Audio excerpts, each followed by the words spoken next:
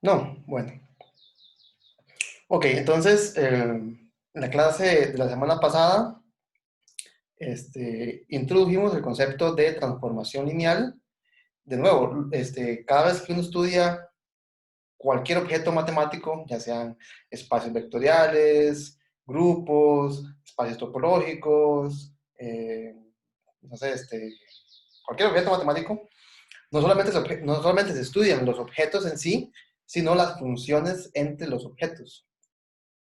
En particular, las funciones que preserven la estructura del objeto. Entonces, en particular, si estamos estudiando transformaciones lineales, perdón, estamos estudiando espacios vectoriales, es decir, conjuntos donde puedo sumar, restar y multiplicar por escalares, queremos estudiar las funciones que respeten esa estructura entre espacios vectoriales. Entonces, nada más para recordar la definición de un espacio, de una transformación lineal. Si yo tengo dos espacios vectoriales que estoy llamando V y W, que están definidos sobre el mismo cuerpo, es decir, que la operación del producto escalar se refiere a multiplicación por escalares comunes, ¿verdad?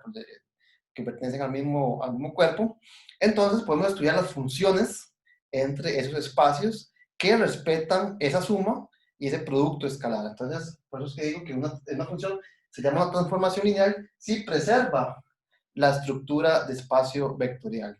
Y eso lo que quiere decir es que transforma sumas en el espacio vectorial V en sumas en el espacio vectorial W. Entonces, en la clase anterior hice la observación de que este más que está acá es un más en el espacio vectorial V. ¿Verdad? V tiene su estructura de espacio vectorial, en particular posee una definición de suma, y este más que está aquí es entre objetos que pertenecen a V, y por lo tanto este más es en V. Este más que está acá está sumando objetos que pertenecen a la imagen de T, es decir, que pertenecen a W. Entonces, este más que está acá es una operación de suma en W.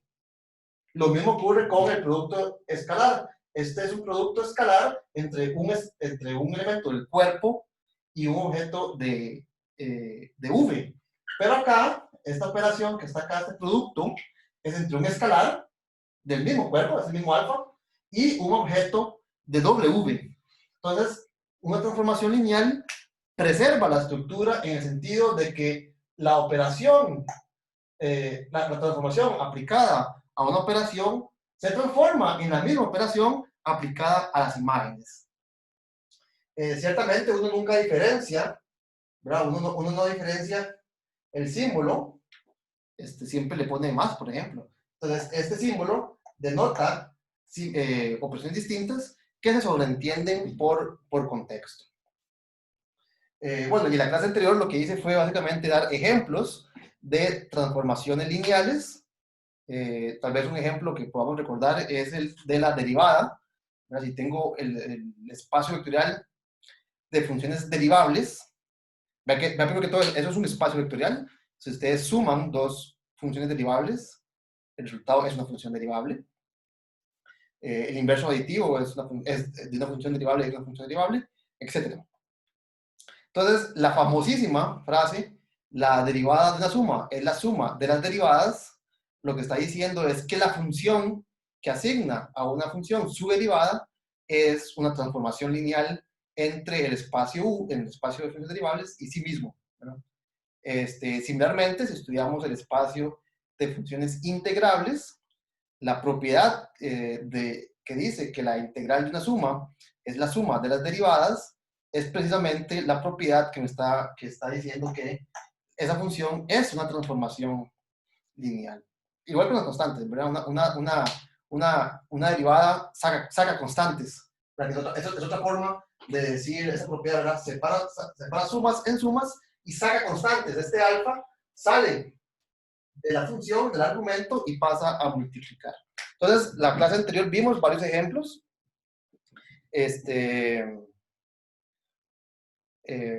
Por ejemplo, en un espacio vectorial de dimensión finita, la transformación o la función que le asigna a un elemento del espacio vectorial sus coordenadas respecto de esa base es una transformación lineal y de hecho es una de las transformaciones lineales más importantes, de las que más vamos a explotar en este curso. Bueno, vimos varios ejemplos, ahorita no recuerdo todos. Y hoy quiero hablarles sobre uno de los teoremas fundamentales del álgebra lineal. En el capítulo anterior yo dije que el teorema fundamental del álgebra lineal es la existencia de bases. Y ciertamente ese es uno de los teoremas más importantes en el estudio de espacios vectoriales. Y otro es el que vamos a probar hoy, que es el teorema del rango y la nulidad. No sé si hay alguna pregunta.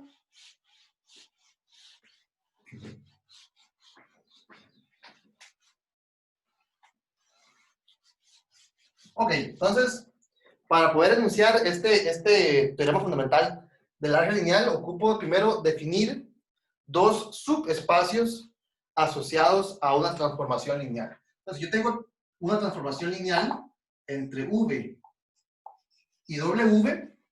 Voy a definir dos conjuntos. Vamos a ver que esos conjuntos son espacios vectoriales y vamos a probar un resultado acerca de las dimensiones de esos espacios vectoriales. Entonces, el primer conjunto que voy a definir es lo que se llama el kernel de la transformación lineal. ¿Qué es el kernel de la transformación lineal? Es el conjunto de todos los elementos en el espacio de salida que al evaluarlo en la transformación, en la función t, obtenemos el elemento neutro de W. Entonces, esto es un subconjunto de V, ¿verdad? Son todos los elementos de V que cumplen cierta propiedad, ¿verdad? Este se le llama el kernel de T. ¿Ok? El otro subconjunto que quiero definir es el conjunto de las imágenes de T. Entonces, ¿quién va a ser este conjunto? Van a ser todos los elementos del espacio de llegada que son imagen de alguien en V. Es decir, lo puedo poner así, son todos los T de V, tal que V pertenece al espacio de salida. Son todas las imágenes de elementos del espacio de salida. Esto es un subconjunto de W. Esto se le llama la imagen. La imagen de T. ¿Okay? Entonces, lo que queremos probar, primero que todo, una pequeña proposición, es que estos conjuntos que estoy definiendo no solamente son conjuntos, no simplemente son elementos de estos espacios vectoriales, sino que además estos subconjuntos son subespacios. Entonces, son dos cosas, ¿verdad?, que estoy afirmando. El kernel de T es un subespacio.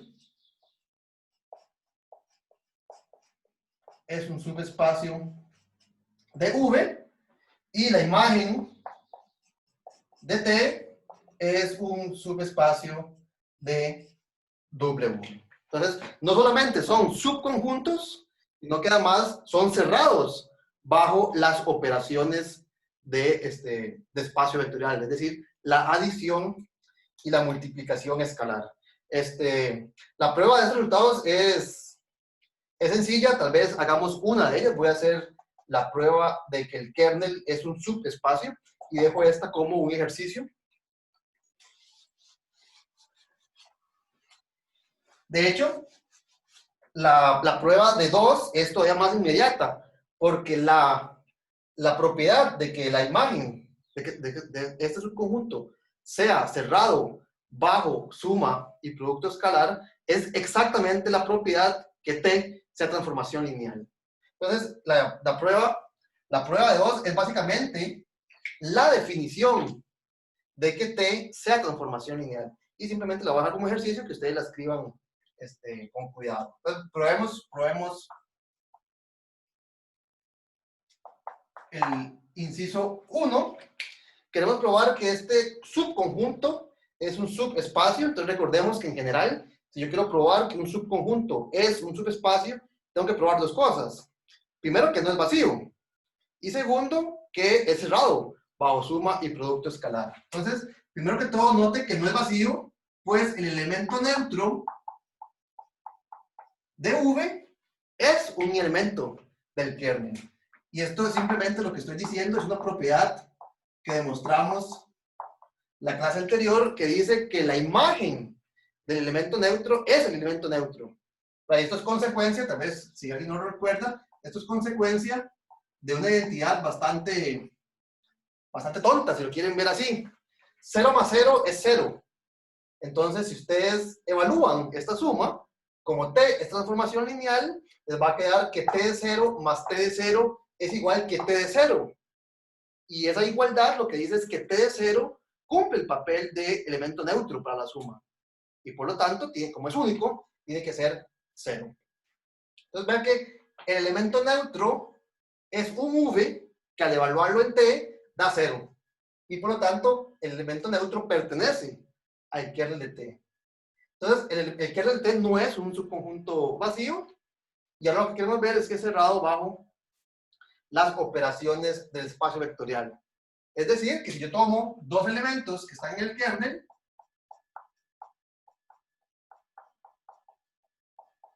si yo tomo dos elementos que pertenecen a este subconjunto, y tal vez de una vez tomemos un escalar, un lambda, que pertenece al cuerpo, tengo que verificar, una pregunta, ¿será cierto que el elemento V1 más lambda V2 pertenece también a ese subconjunto?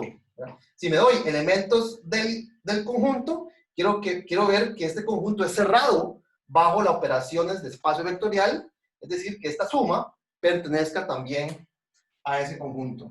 ¿Y cómo yo verifico si un elemento cualquiera pertenece a este conjunto? Bueno, este conjunto son todos los elementos que al evaluarlos en T dan 0. Entonces yo lo que tengo que hacer para contestar si esto es un sí o si un no, es calcular, volvemos esto por acá, es calcular cuál es la imagen de ese elemento.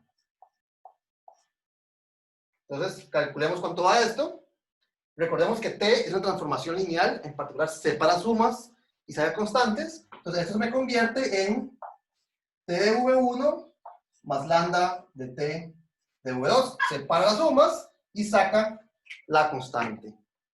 Pero ¿cuál es nuestra hipótesis? Nuestra hipótesis es que V1 pertenece al kernel, es decir, que T de V1 es 0. Lo mismo pasa para V2. T de V2 es 0 por construcción. Así fue como yo escogí este V2.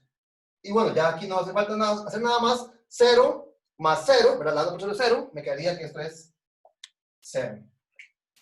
Eso quiere decir que este elemento, evaluado en la función t, da 0. Y por lo tanto, podemos responder afirmativamente que sí, este elemento pertenece al kernel. Entonces, es un subconjunto no vacío, que es cerrado bajo las operaciones de espacio vectorial de V. Es decir, que este subconjunto es subespacio vectorial. Bueno, entonces, asociado a cada transformación lineal, estamos construyendo dos subespacios. Uno del espacio de salida, que es el kernel, y otro del espacio de llegada, que es la imagen. Tal vez antes de estudiar este teorema sobre el rango y la nulidad, vamos a ver una observación importante.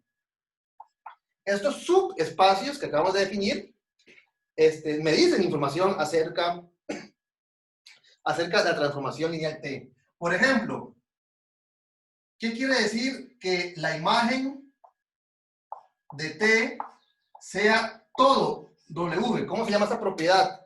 En general, ¿verdad? Eso no tiene nada que ver con la teoría de espacios vectoriales o transformaciones lineales. Si yo tengo una función entre dos espacios, tal que la imagen es igual que el codominio, ¿cómo se llama esta propiedad?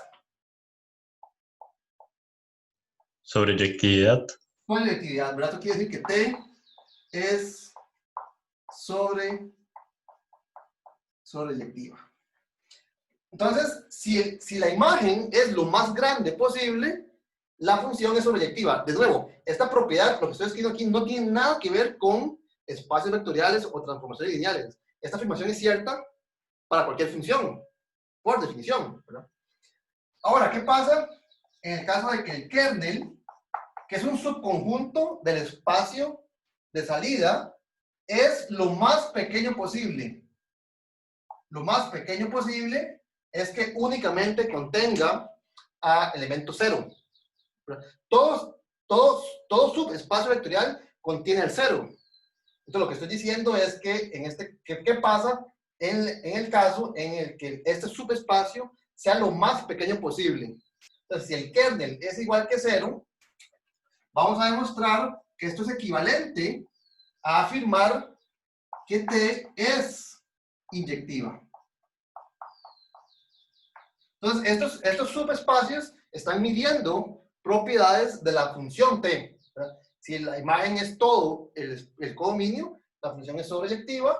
Si el kernel, es decir, el subespacio, el subconjunto de elementos que van a 0 es lo más pequeño posible, entonces la función T es inyectiva. Vean que esto no es cierto.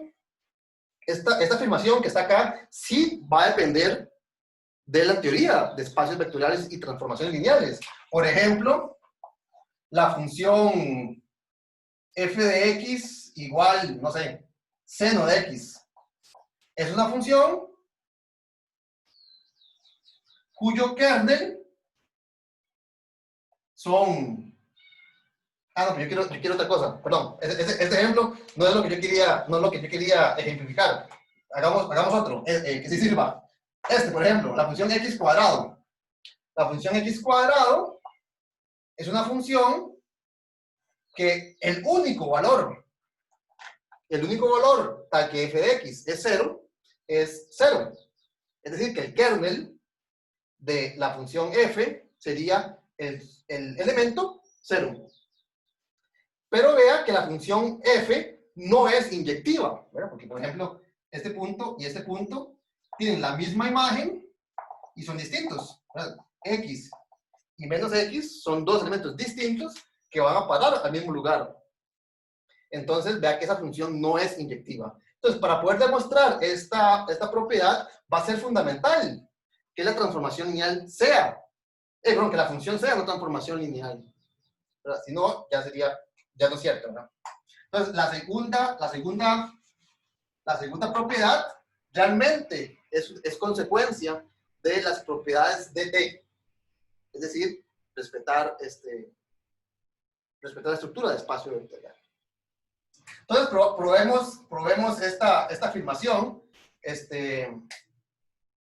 Probemos esta afirmación. Entonces, tal vez probemos esta dirección. Yo creo que la otra dirección posiblemente simplemente podamos devolvernos de la misma forma. Simplemente poniendo signos, flechas en la otra dirección. ¿Qué quiero probar? Quiero probar que si esto sucede, entonces la función es inyectiva. ¿Qué quiere decir que una función sea inyectiva? Quiere decir que si dos valores, dos x, por decirlo así, los x van a parar al mismo y, es porque los x son iguales. Entonces, agarremos dos elementos, sean, llamémoslo v1 y v2, elementos de v, tales que sus imágenes sean iguales.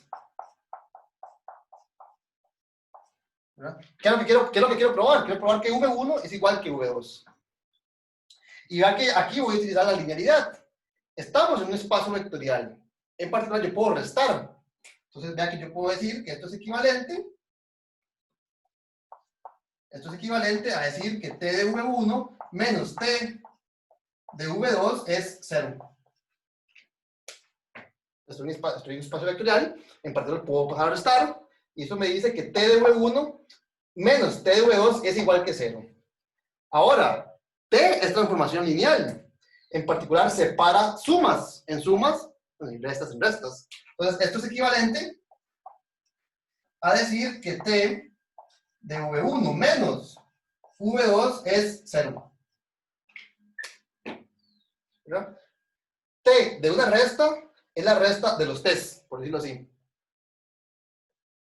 ¿Y qué es lo que estoy diciendo acá con esa afirmación? Estoy diciendo que V1 menos V2 es un elemento del kernel. Si solo así, V1 menos V2 pertenece al kernel de T.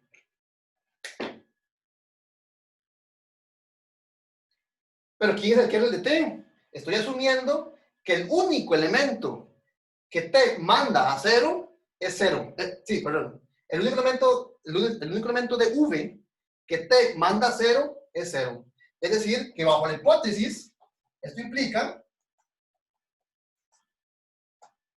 que V1 menos V2 es cero.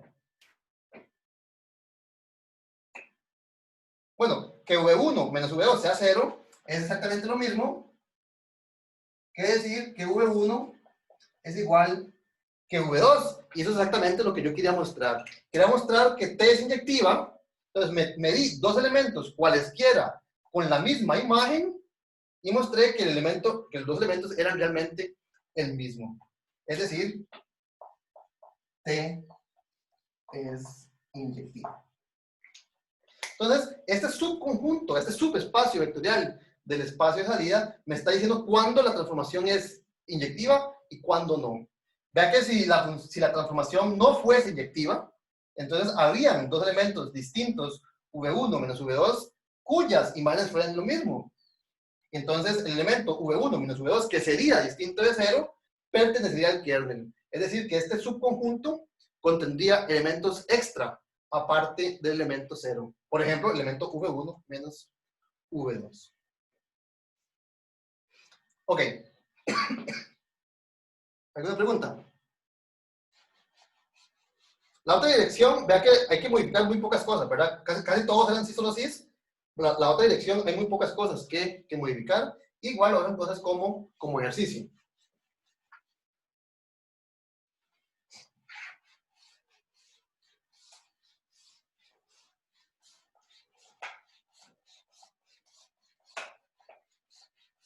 ¿Vamos bien? ¿Alguna pregunta? Ok.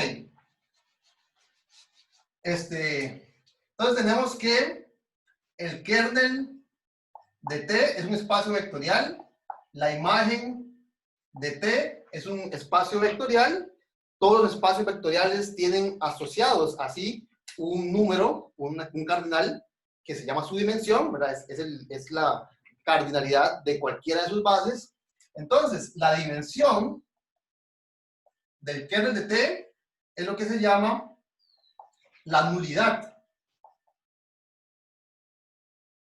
de T. Este número, que es el tamaño de una base para el subespacio del kernel, es lo que se llama la nulidad, y la dimensión de la imagen es lo que se llama el rango. El rango de T. Entonces, el teorema que vamos a demostrar, que se llama el teorema del rango y la nulidad, lo que dice es que la suma de estas dos cosas, ¿verdad? La suma de la dimensión del kernel más la dimensión de la imagen es la dimensión del espacio de salida. Entonces, a esta fórmula que me relaciona los tamaños de una base para el kernel y una base, el tamaño para una base de la imagen, es lo que se llama el teorema del rango y nulidad. Y bueno, a mí también me gusta decir que esto es uno de los teoremas fundamentales de la álgebra lineal, ¿verdad? Sus consecuencias son bastante importantes.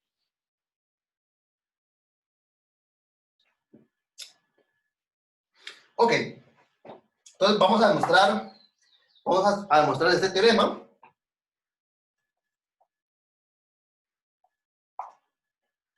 Y en realidad vamos a demostrar algo mucho más fuerte que esto, que usualmente no se llama, o en la literatura no aparece como el teorema del rango y la nulidad. Si ustedes leen esta fórmula, estamos sumando números. Entonces, en particular, uno usualmente usa esta fórmula en el caso de dimensión finita. ¿Por qué? Porque en el caso de dimensión finita, entonces, por ejemplo, yo puedo despejar, no sé, yo quiero calcular la dimensión del kernel y yo conozco la dimensión de la imagen. Entonces, yo paso a restar y me permite calcular la dimensión del kernel a partir de un dato que yo conozco. O viceversa, yo conozco la imagen o su dimensión y entonces yo puedo pasar conozco esta, entonces paso a restar y despejo la que no conozco. Si los espacios vectoriales fuesen de dimensión infinita, ya no puedo necesariamente pasar a restar, no tiene sentido restar un infinito, ¿verdad? Infinito menos infinito, por ejemplo, es una expresión indeterminada, entonces no tendría sentido en una expresión como esta, donde esto es infinito y esto es infinito, despejar en términos de la resta, porque no tiene sentido. Entonces, usualmente el teorema del rango y la nulidad se enuncia de esta manera en el entendido de que todas las expresiones que aparecen son finitas. Sin embargo, vamos a probarlo. En ningún punto vamos a asumir que las dimensiones son finitas y vamos a ver qué es lo que probamos. Entonces, probemos este resultado. Entonces, ¿qué es lo que voy a hacer?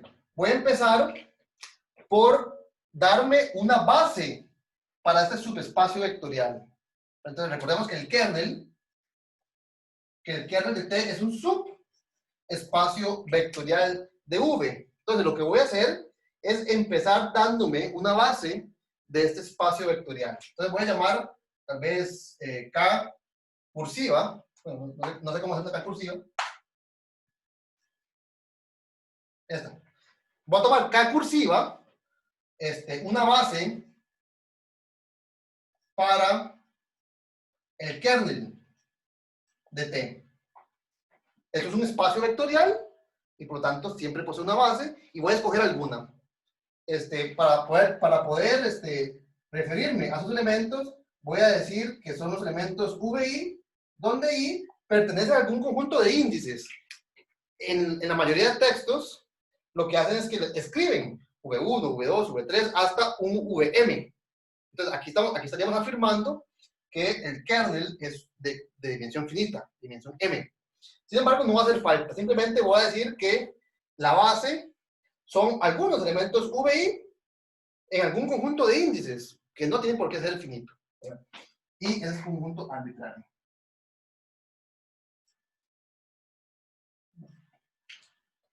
Entonces, la dimensión del kernel, tal vez pongamos aquí, la dimensión del kernel de T sería la cardinalidad del conjunto que acaba de definir K cursiva, que por definición, ¿cuánto es la cardinalidad de K? Es la cantidad de índices, es decir, que esto sería la cardinalidad del conjunto de índices I. Entonces, parte de la fórmula que quiero demostrar, ya yo construí un espacio vectorial que tiene exactamente esta cantidad de elementos. ¿Vamos bien?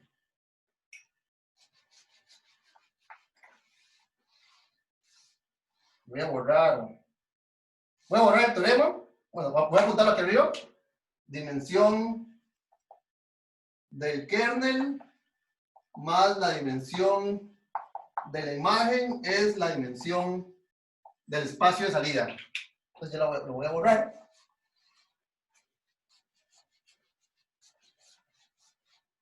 Ya me di mi conjunto K. Y ahora, ¿qué es lo que voy a hacer? Yo agarré mi conjunto K cursiva.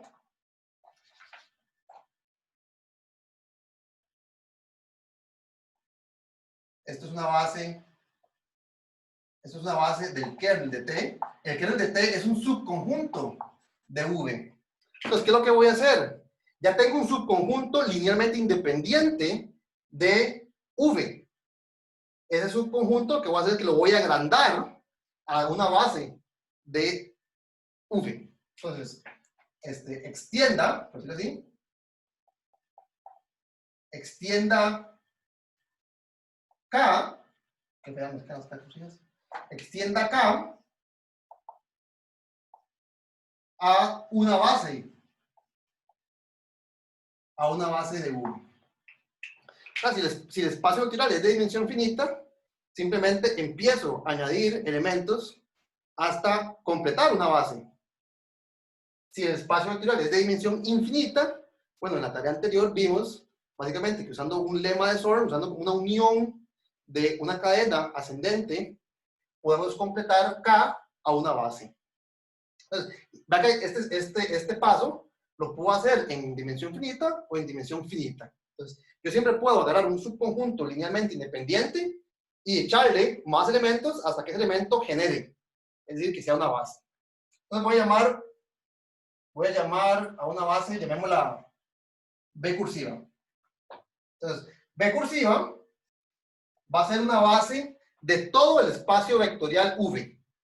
¿Qué contiene acá? Entonces, esto va a ser K unión, pues algo más, el resto. A ese resto voy a darle un nombre. ¿Qué le podemos poner? Bueno, no pensemos demasiado. ¿El resto quién es? Es B menos K. Entonces, ¿qué es lo que estoy haciendo? Estoy agarrando el conjunto generador para el kernel y le estoy añadiendo algo más de forma que eso forme una base para el espacio vectorial. Entonces, digamos, para no confundirlos con los V's de K, digamos que la diferencia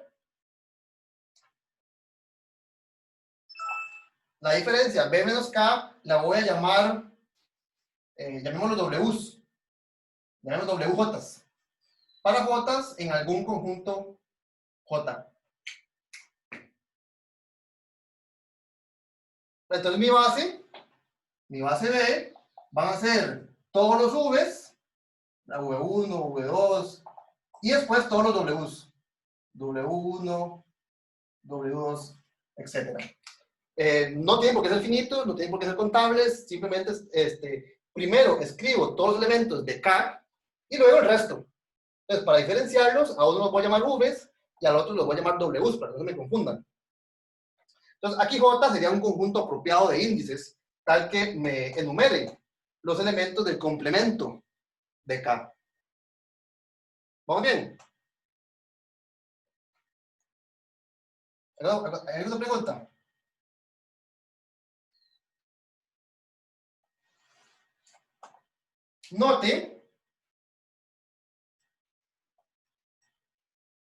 Note que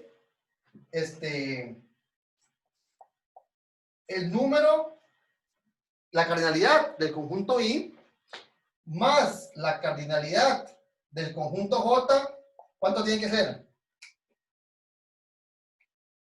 Si yo sumo la cantidad de elementos que hay en K. La cardinalidad del conjunto V. No la cardinalidad del conjunto V. Digo, de B, de B. La cardinalidad de B, correcto, ¿verdad? Da que si ustedes agarran la cardinalidad de todos los elementos que están en K, que sería esta, más la cardinalidad de todos los elementos que están acá, que sería J, y la suman, esta es una suma disjunta, de hecho, ¿verdad? Ese es un símbolo que significa unión disjunta, ¿verdad? Ningún elemento que está en K está aquí ni viceversa, ¿verdad? Estoy tomando el complemento. Entonces, la suma de los elementos que pertenecen a K más la suma de las cantidades de elementos que pertenecen al complemento tiene que ser la unión. Pero la unión es B. Es decir, que la suma de la cardinalidad de I más la cardinalidad de J es la cardinalidad de B. ¿Pero qué es la cardinalidad de B? Por definición, la cardinalidad de B es la dimensión del espacio vectorial. La dimensión de un espacio vectorial es el número de elementos de cualquiera de sus bases. Bueno, y esta es una base. Entonces vea que esto se asemeja mucho al teorema que quiero probar. ¿Cuál es la diferencia? el teorema que quiero probar es la dimensión del kernel, que es esta, más la dimensión de la imagen, que no sé cuánto es todavía, es igual a la dimensión de V. Entonces, ¿qué tendríamos que probar?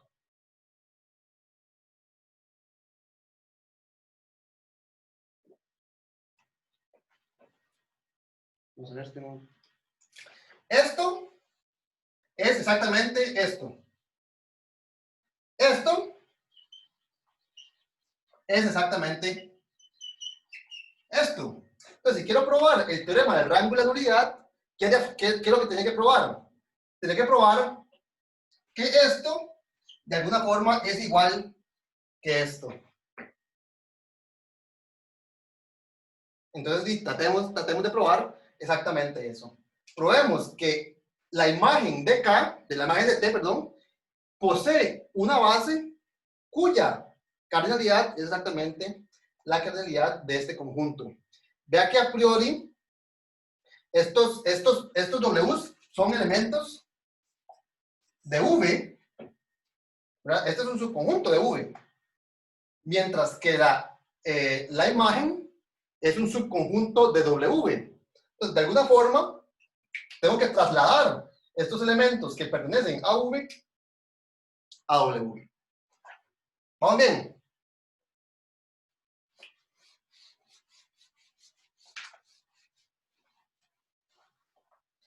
Entonces, vamos a probar.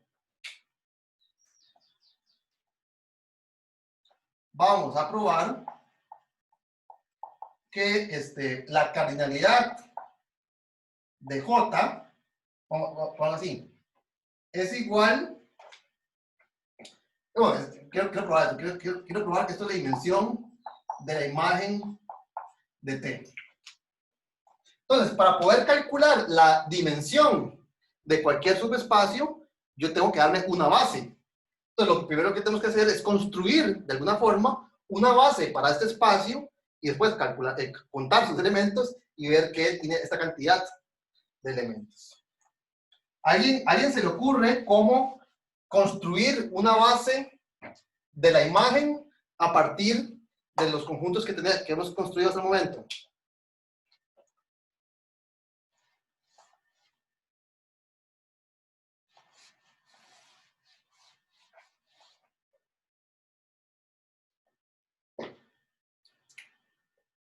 Bueno, veamos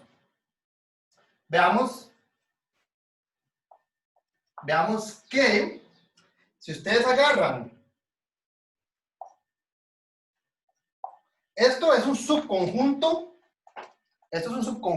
de V que tiene la cardinalidad apropiada, ¿verdad? Este subconjunto de V tiene cardinalidad J, que es lo que yo quiero llegar a mostrar, que es la dimensión de la imagen. Entonces, este conjunto tiene cantidad apropiada de elementos, pero no vive en el espacio apropiado.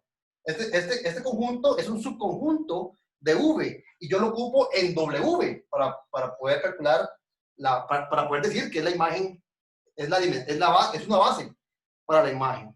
Entonces, ¿qué es lo que voy a hacer? Y simplemente voy a agarrar estos elementos y los voy a mandar uno por uno a W.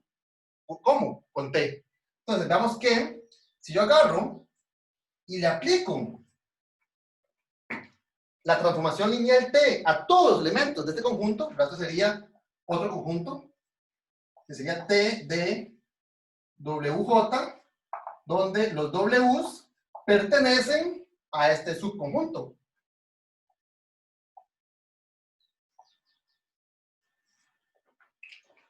Entonces, ¿qué fue lo que yo hice? Agarré un conjunto que es un subconjunto de V y lo mandé, punto por punto, lo mandé a W. Ya que esto es un subconjunto de W. Entonces, ¿qué es lo que quiero probar? Quiero probar que este conjunto, que llamémosle, bueno, no le damos nombre, este conjunto, voy a darle nombre, voy a darle una I cursiva. Veamos que este conjunto que llamé I cursiva es una base para eh, la imagen T.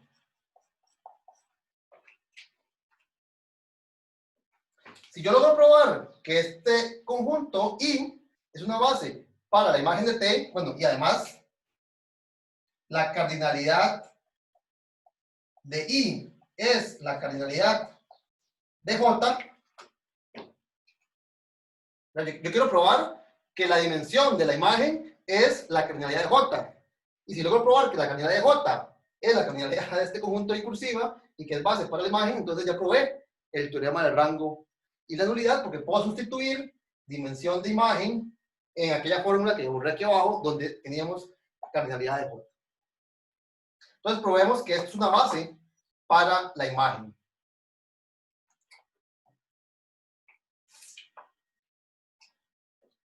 ¿Estamos bien? ¿Estamos claros que esto terminaría entonces la prueba del teorema? Ok. ¿Qué tengo que probar? Tengo un subconjunto I cursiva, tengo un subconjunto de un espacio vectorial. Bueno, de hecho, vea que este es un subconjunto de W, pero más aún, todos sus elementos son la imagen de alguien. Es decir, que esto es un subconjunto de la imagen de T. Este conjunto, todos sus elementos pertenecen a la imagen de T. Entonces, si tengo un subconjunto de este espacio vectorial y quiero probar que es una base, tengo que probar dos cosas, que es linealmente independiente y que genera. Entonces, probemos esas dos cosas y eso entonces terminaría con la prueba del teorema del rango y la nulidad. Entonces, probemos que el espacio, el conjunto I cursiva genera imagen de T. Voy a borrar esto.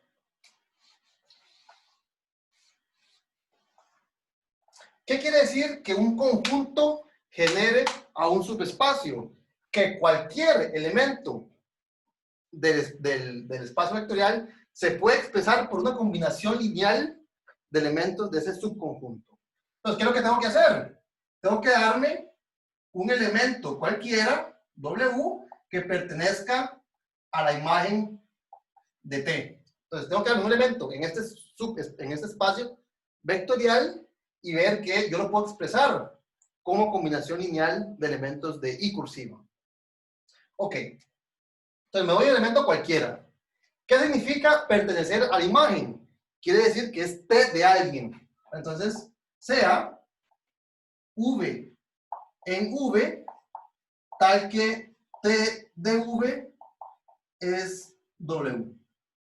¿Verdad? Si está en la imagen, aquí simplemente estoy agarrando una preimagen. Estoy agarrando un elemento del conjunto de salida que es mapeado bajo T al elemento W. Esto es por definición de quién es el espacio imagen de T. Ahora, ¿qué hago? Ya tengo un elemento en V. Y en V yo tengo una base. Entonces, dado que ven que lo voy a escribir de esa forma, como lo escribí antes, dado que este conjunto B, que yo lo pude componer como los elementos que generan el kernel, más el resto, dado que esto es una base,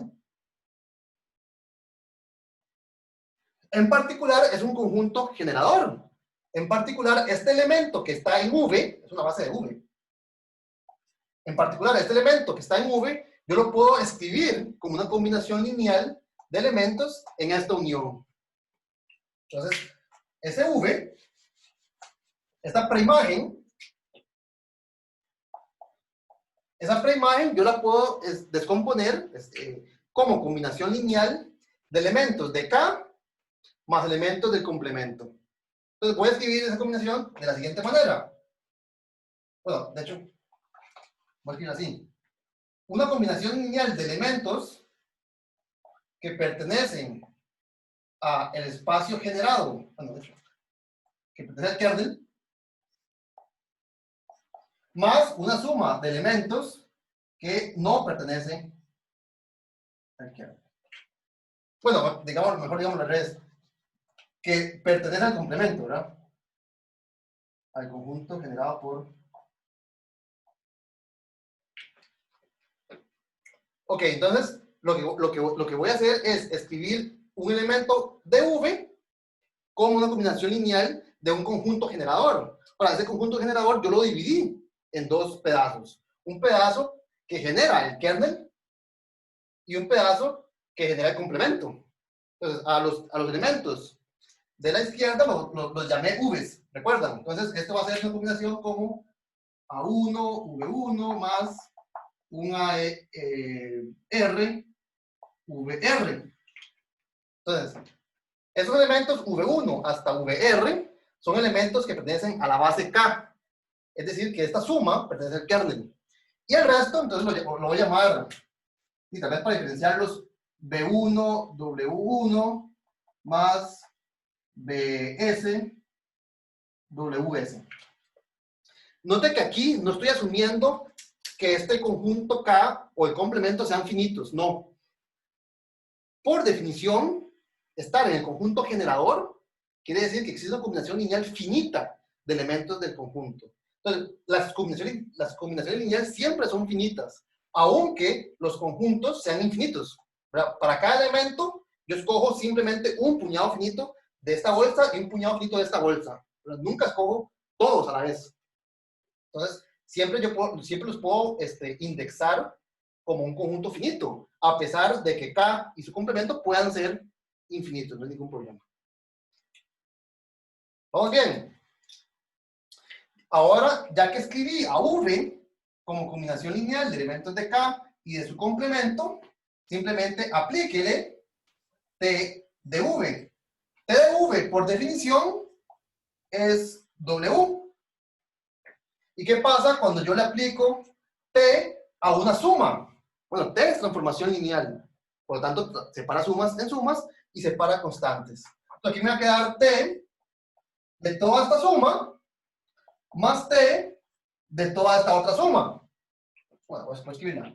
Aquí sería A1, V1 más AR, VR más T de la otra suma, B1, W1 más BS, WS. Entonces, W es la imagen de este V, pero este V lo expresé como combinación de estos elementos. Por linealidad, puedo separar en dos sumas. Ahora, este elemento pertenece al kernel. Es decir, que la imagen de todo este elemento es 0.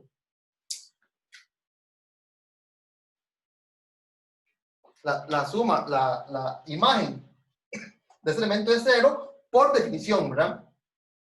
Entonces me quedaría que W es T de esta suma. Y esta suma la puedo descomponer, la puedo escribir como T de W1 más BS T de WS. ¿Verdad? Separo las sumas y saco las constantes. Y ahora, dése cuenta que T de W1 es un elemento de I cursiva. T de WS es un elemento de I cursiva. Así fue como yo definí I cursiva. Eran las imágenes, ya lo borré. Sí. I cursiva eran las imágenes del conjunto B menos K. Y B menos K eran los Ws. Por lo tanto, este elemento pertenece a I cursiva, este elemento pertenece a I cursiva. Entonces, ¿qué fue lo que yo probé? Probé que W se escribe como una combinación lineal de elementos de I cursiva. Es decir, que I genera la imagen. Eso es exactamente lo que yo quería probar. Que W se puede expresar como combinación lineal de elementos de I cursiva. Y aquí está una expresión de W como combinación lineal de un elemento de I cursiva más otro, más otro, más otro. Ok. Entonces ya probé que genera. Tengo que probar que es linealmente independiente. Y bueno, sí, me quedan unos par de minutos. Profe, Sí, nada más para subrayar una cuestión que mencionó. sí. Entonces, aunque la dimensión de una base sea infinita, Ujú. cuando se realiza una combinación lineal, siempre es con cantidades finitas. Sí, correcto. Decir que un conjunto genera, que un conjunto genere un espacio vectorial, quiere decir que todo elemento del espacio vectorial se expresa con una combinación lineal finita de elementos de ese conjunto. Pero no existen, como en algún momento les dije, en este contexto de digamos, en álgebra lineal, en espacios vectoriales, no existe un concepto de convergencia, ¿verdad? No estamos hablando sobre espacios topológicos normados, ¿verdad? No existe una norma. Entonces, todas las combinaciones siempre son finitas. Por ejemplo, si ustedes toman el espacio vectorial de polinomios, es un espacio vectorial de dimensión infinita. Sin embargo, todos sus elementos son polinomios. Un polinomio es una suma finita de potencias de x. Entonces, ese es como el ejemplo que pueden tener para entender la diferencia, ¿verdad? No, que un conjunto infinito sea generador no quiere decir que existan sumas infinitas, ¿verdad? Por ejemplo, no existen, digamos, un polinomio nunca tiene potencias, una suma infinita de potencias, ¿verdad? Ok, gracias. Ok, entonces ahora, para terminar, queremos probar que el conjunto I cursiva es linealmente independiente. Entonces, igual, ve que el conjunto I es infinito, podría ser infinito. El conjunto I podría ser infinito. ¿Qué quiere decir que un conjunto infinito sea linealmente independiente? Que no existe ninguna combinación lineal finita, no trivial, que dé elemento cero.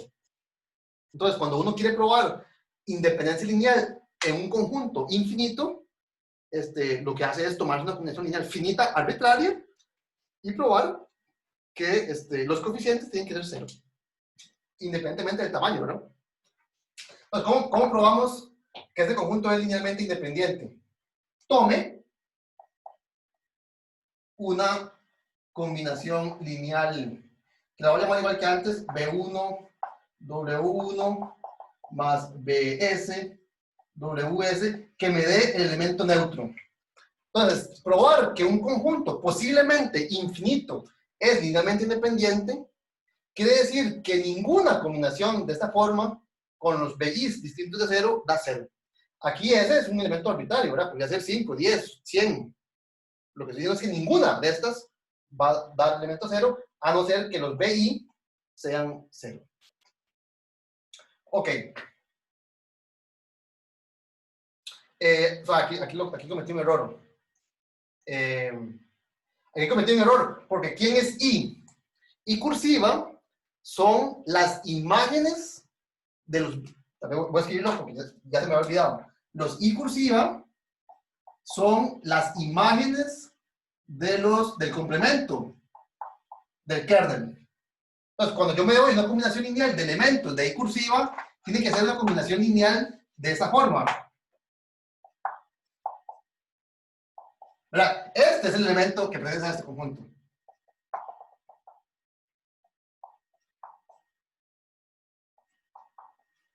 ¿Sí? Entonces, yo me doy una combinación lineal de elementos de I cursiva. Este es un elemento de I cursiva, T de W algo es T I cursiva, este es un elemento de I cursiva. Y quiero probar que la única forma de que esto dé cero es que V1 sea cero, B1 sea cero, B2 sea cero, BS sea cero. Pero vea que esto es equivalente, dado que T es una transformación lineal, entonces si separa sumas en sumas, también las junta. Esto es equivalente a decir que T de V1, W1 más VS, WS, sea cero. Sí, ¿verdad? Si una transformación lineal separa sumas en sumas, también la junta.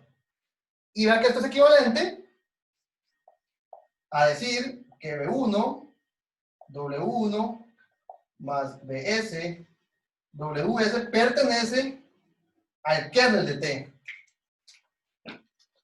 Este elemento, aplicado a la función t, da 0.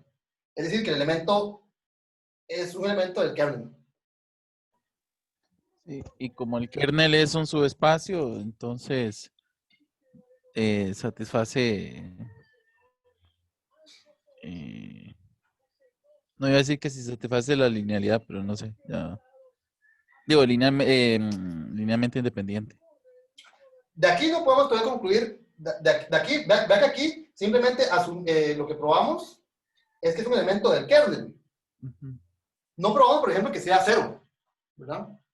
Si supiéramos que esto da 0, entonces los Ws pertenecen a este subconjunto. Este subconjunto B menos K es linealmente independiente, porque la unión con K es una base. Entonces vean que todavía no podemos concluir directamente de esta afirmación que los Bs sean 0. Sin embargo, ¿qué es lo que sabemos?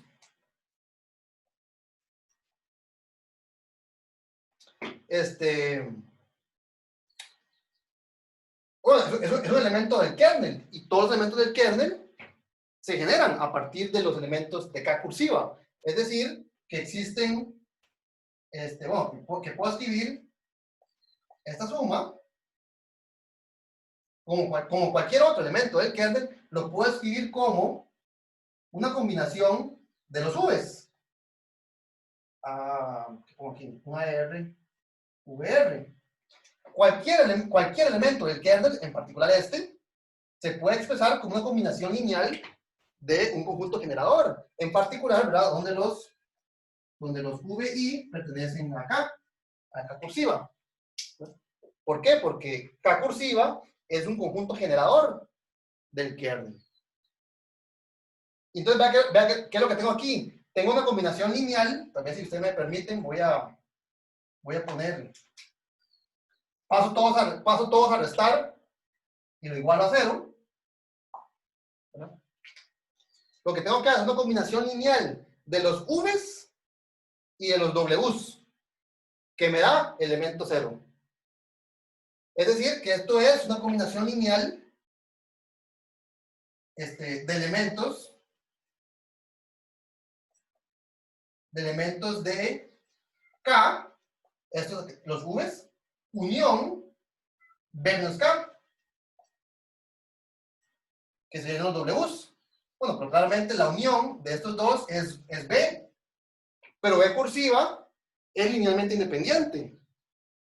Y dado que B es linealmente independiente, esto implica que los A's y los B's son todos 0. ¿Verdad? Tengo una combinación lineal de elementos de una base que da 0.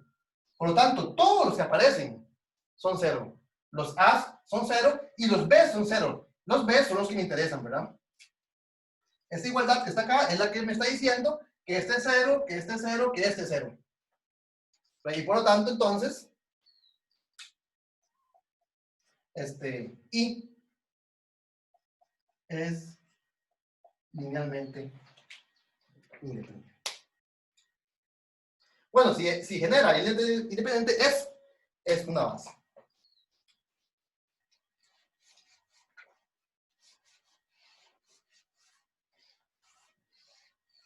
¿Qué faltaría probar? Faltaría probar, y también lo dejo como ejercicio,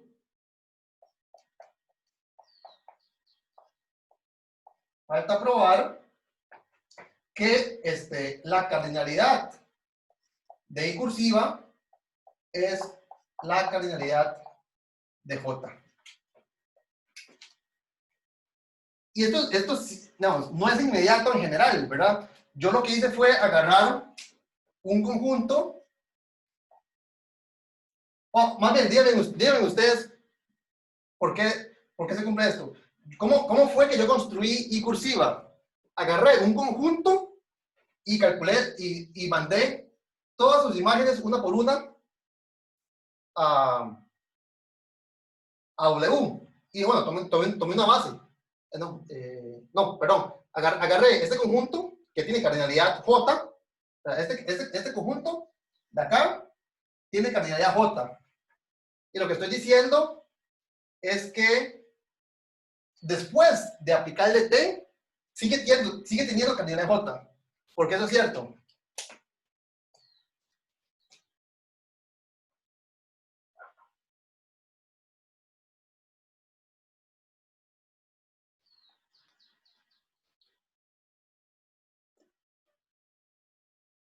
Por ejemplo, tal vez para darles una idea, si ustedes agarran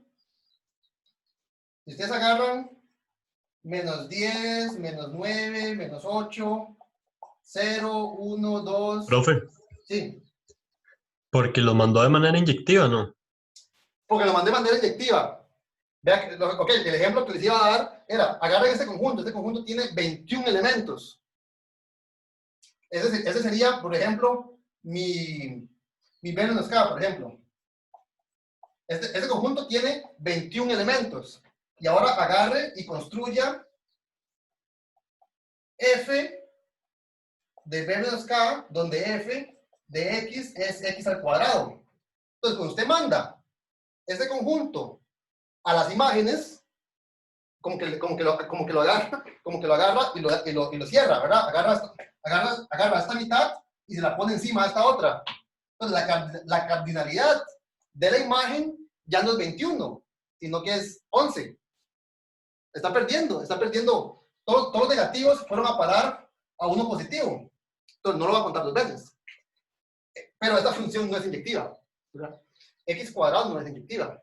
Ahora, T no necesariamente es inyectiva, ¿verdad? Porque T es, puede tener un kernel. Ya vimos que una transformación lineal es inyectiva solamente si su kernel es 0. Y ciertamente, este K, que es una base para el kernel, podría tener cierto tamaño. Sin embargo, vea que estoy mandando elementos que están en el complemento al kernel. Es decir, que estoy mandando elementos. El kernel son todos los posibles elementos donde falle la inyectividad. Entonces, le estoy quitando al conjunto B todos los valores donde podría fallar la inyectividad. Entonces, es como que yo agarre este conjunto 0, 1, 2 hasta el 10 y lo envíe a su cuadrado. De 0, 1, 4, 9 hasta 100 y no pierdo elementos. Mando 1 a 1, 1 a 1. En este conjunto no mando ninguno, no mando 2 a uno mismo. Entonces, sí, faltaría probar esto, pero esto es consecuencia de que la transformación T restringida a este conjunto es inyectiva. Bueno, otra vez pongámoslo, ¿verdad? Pues T restringida ¿a dónde? A B menos K es inyectiva. Entonces, no pierde elementos al calcular las imágenes de este elemento. Bueno, entonces ya con esto tendríamos la prueba del teorema del rango y la nulidad, que, de nuevo, usualmente se escribe en términos de dimensiones. Yo lo puedo interpretar como dimensiones aún en el caso de dimensión infinita. Lo que no puedo hacer es pasar a despejar. No podría pasar a despejar si, por ejemplo, estas dos son infinitas y la quiero pasar a restar. Pero no me dice nada acerca de la otra. Entonces, ese sería el teorema del rango de la nulidad, que uno lo podría enunciar en términos de bases. Uno puede decir que la base del kernel siempre se puede extender a una preimagen de la base. ¿Cómo es? Que una base del kernel siempre se puede extender a una base de la preimagen de la imagen, ¿verdad? Suena como un trabalenguas, pero bueno, si siguieron la prueba, se dan cuenta que eso es lo que hace, ¿verdad? Usted agarra una base del kernel, la extiende no a una base de la imagen, sino a una base de la preimagen. Y después la vuelve a mandar a W. Entonces, bueno, no voy a extenderme más, porque ya me extendí más de lo que quería. En la próxima clase vamos a ver consecuencias bastante curiosas en el caso de dimensión finita. Cuando las dimensiones son finitas, este teorema va a tener consecuencias bastante curiosas sobre la inyectividad y la sobreyectividad de transformaciones lineales. Entonces yo voy a parar aquí y les voy a dar chance a ustedes por si tienen algunas preguntas o dudas sobre el examen. Yo en el grupo de Telegram hice varias correcciones que si bien eran pequeñas, eran como una letra, sí eran muy importantes, ¿verdad? Entonces, ojalá todos hayan puesto atención a los cambios que hice. Y no sé si alguien tiene alguna pregunta.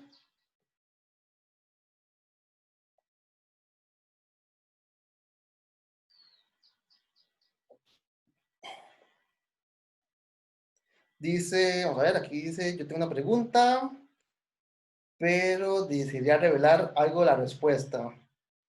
Bueno, sí, en ese caso no sugiero que me hagan la pregunta si eso involucra decir cuál es la respuesta. Si alguien tiene preguntas así específicas, tal vez me lo hace luego por Telegram o nos podemos reunir a la hora de consulta. Sí, serán preguntas un poco más generales, ¿verdad? No sé si alguien tiene alguna pregunta general. Bueno, aquí dice que también tiene pregunta, pero mejor por privado. Ok, entonces no sé si alguien tiene preguntas generales, las puede, o si no, entonces cada uno o una me puede preguntar por el chat, puede ser, por Telegram. Profe, yo tengo una pregunta. Dígame. Creo que era en la 4. Dice n mayor que 0. Ese n yo asumo que es natural. Déjeme abrir el examen que lo hice. Bueno, dame un segundo, no tiene el examen abierto. El examen, ok, dice, ok, 4, considere V, R como espacio vectorial sobre Q. Entonces, para cada natural, sí, aquí N es un número natural positivo, sí, correcto. Para cada natural N, sí, correcto. Ok, y tengo otra, pero voy a buscar un toque. Sí, no, aquí no lo dije explícitamente, pero si le estoy diciendo que construyan un conjunto con esa cantidad de elementos, pues la cardinalidad sería un número entero, ¿verdad? No existe un conjunto con 3 medios elementos. Eh,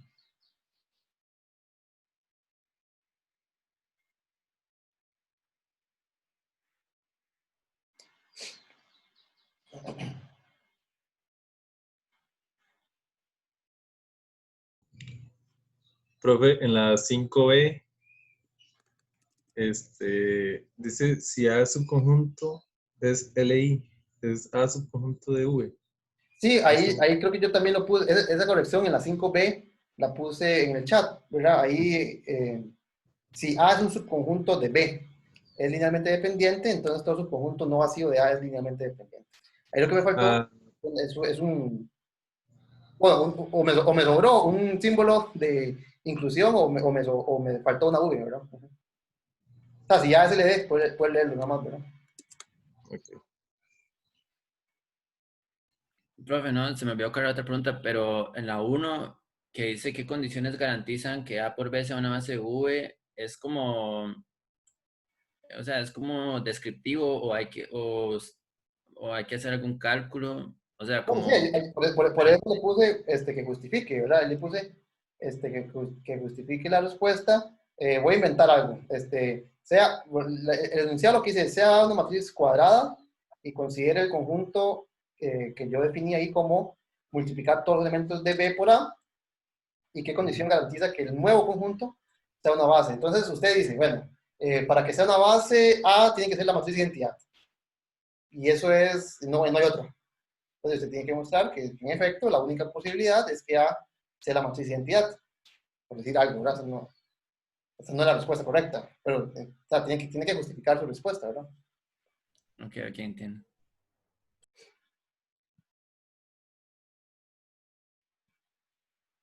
¿Alguna otra duda?